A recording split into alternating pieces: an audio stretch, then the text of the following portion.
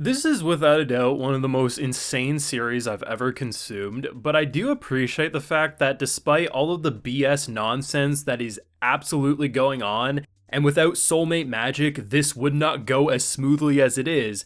Appreciate that the author somehow found a way to actually make a series that is legitimately going to give this man 100 girlfriends, otherwise they're gonna die.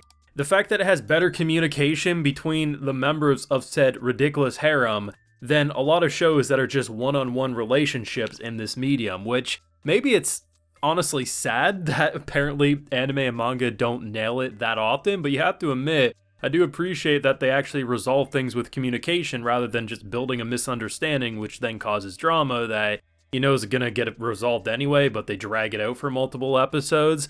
And they can call it whatever they want. Apparently the manga calls it lizzing. This episode calls it XP. She was ready to squirt, man. Like the fact that she was setting off in that rocket, and I appreciate that the show is self-aware enough to even have its characters call out, can we even show this on TV? Because that's the right response to probably half of what we see in this show. Full live reaction, episode 4 of the 100 Girlfriends, so over on my Patreon if you're interested.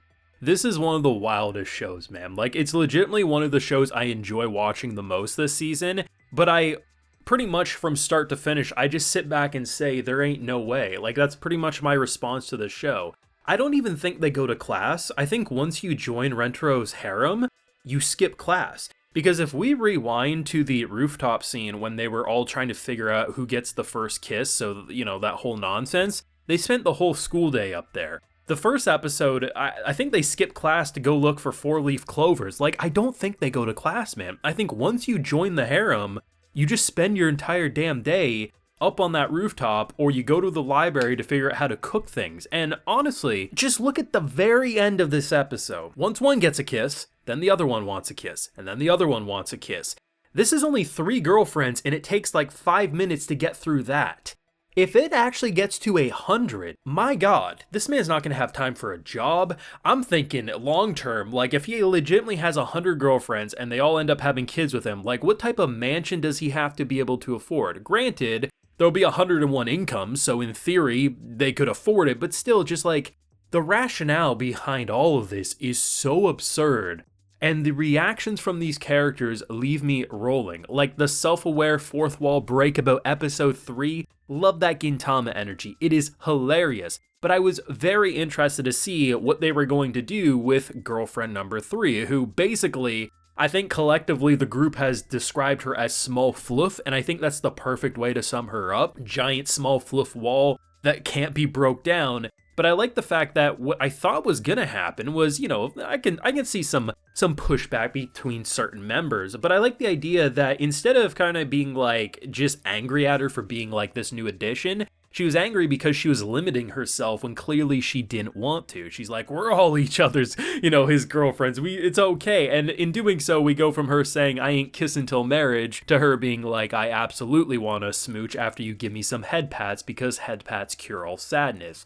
It's so ridiculous because in general, the communication is actually pretty good. You do have to take a step back and remember that yes, a god does have magical soulmate magic going on, which keeps the girls with Rentaro connected to the point that, you know, the spark's there. But he does put in the work to make them individually feel important, but it's hard not to take a step back and be like, okay, he's saying this like really sweet thing, everything he's saying is perfect, but then he's moving on to the next one, and he just keeps doing it, and it's like, if it wasn't for that nonsense, this man would be tossed off that rooftop so quick. But it is really nice that, unlike a lot of like harem series, you know, usually you are competing for which one gets to quote unquote win the man's heart. And in doing so, a lot of times you'll see fans be like, oh, why didn't the best girl win? You know, I put that in quotations just because like it's such an absurd concept. But in general, there are usually certain characters that feel more enjoyable to follow than who ends up in the relationship, right?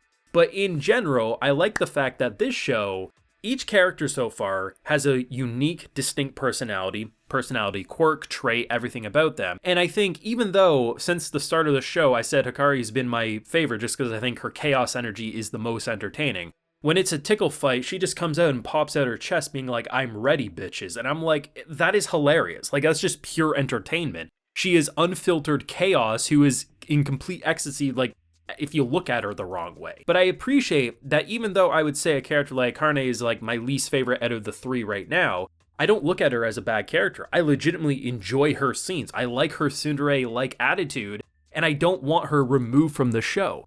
This show is doing a good job at making each personality memorable, and you're glad they're a part. And I imagine with all 5 that we're getting this season, based on the opening anyway, I'm probably going to say the same thing unless the personalities are just complete ass, which I doubt is what's going to happen. Now, I'm very interested to see what they do, because so far, the formula we've seen is we get the 2 girlfriends, then we spend time with those girlfriends on the rooftop. Episode 3 came in, we got the 3rd girlfriend, and then episode 4 is about spending time on it. So it kind of feels like the situation they're going for is that the rooftop is kind of like their hub area where they plan things and they do things together and they get all lovey-dovey and we see the chaos that pops up. I do hope we get to see more inside the school or even outside the school activities, little date adventures going on, going to an arcade. There's a lot of things that they can do. But I do hope it's not just going to simply always just be the rooftop, because eventually that would grow a little boring, because there's not a lot that can happen on the rooftop. Sure, we can play old maid, and sure we can,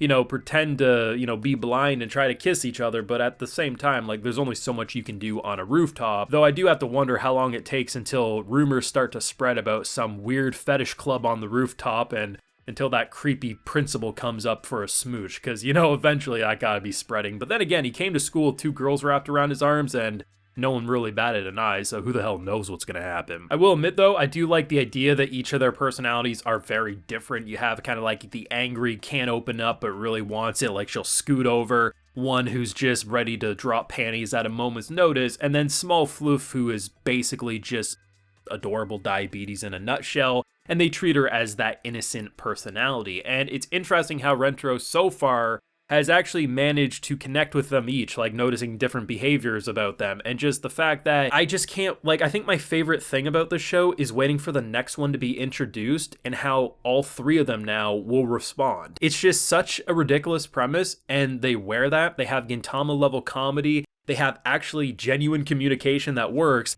and it also has a legitimate way to keep the nonsense going with that love soulmate magic that's going on. All I want now is just to see more of the god looking down from above, just being like, yeah, so far he's making it work. I need updates from this man because he caused the nonsense. I need to see his review in progress, basically. But thoughts and feelings yourself down below on the 100 Girlfriends. Leave a like if you enjoyed, subscribe if you're new around here. Of course, ring that bell if you want to see more videos as soon as they're uploaded. And hey, I have a Patreon where, like I mentioned, we have a full live reaction and you'll also get a video shout out. So today we have Calvin Atkinson and Ashless. So I appreciate the support, everyone. Please take care and have a good one.